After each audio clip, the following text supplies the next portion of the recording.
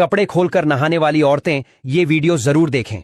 औरतें जब कपड़े उतारकर नहाती हैं तो वो सिर्फ एक साफ सफाई की प्रक्रिया नहीं होती, बल्कि उस पल में उनका मन, उनका शरीर और उनका आचरण एक खास स्थिति में होता है।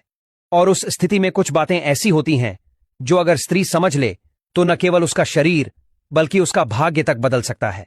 और दोस्तों, ये बातें कोई मामूली बातें नहीं हैं। ये बातें हमें बताई हैं चाणक्य ने, उस चाणक्य ने जिसकी बुद्धि ने मौर्य साम्राज्य को खड़ा किया, जो आज भी राजनीति, चालाकी और जीवन की सच्चाई समझने के लिए सबसे बड़ा नाम है।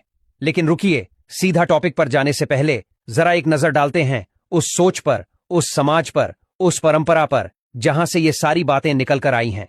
क्योंकि बिना बैकग्राउंड समझे अगर आपने सीधा वीडियो का मर्म पकड़ने की कोशिश की तो आधी बात अधूरी ही रह जाएगी।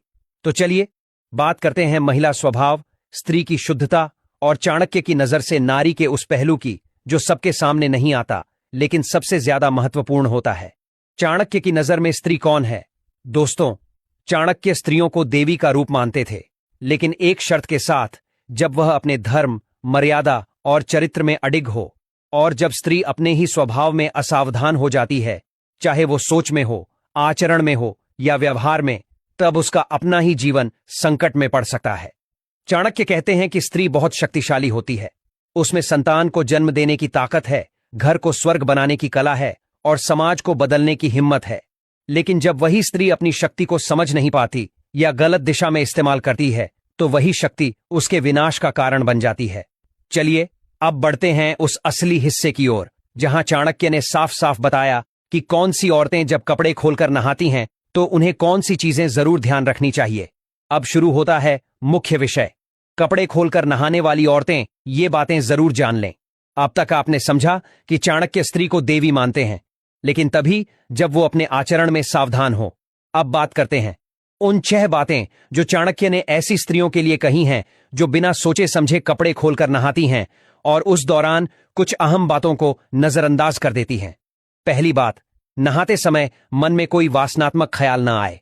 चाणक्य कहते हैं, जिस स्त्री के मन में नहाते वक्त वासना के विचार आते हैं वो अपने सौंदर्य का दुरुपयोग कर रही होती है।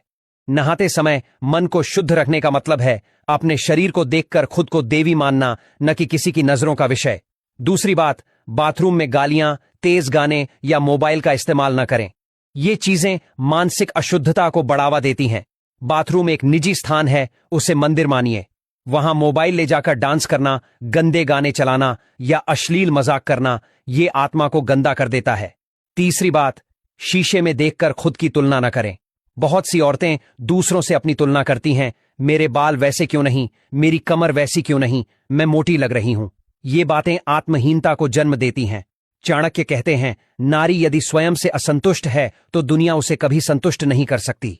चौथी बात, उस समय का इस्तेमाल खुद से जुड़ने में करें। जब आप अकेली होती हैं तो भगवान आपको खुद से जोड़ने का मौका देता है। नहाते वक्त मानसिक शांति बनाए रखें। मन में प्रार्थना करें, हे प्रभु, जैसे मेरा शरीर शुद्ध हो रहा है वैसे मेरा मन भी शुद्ध हो।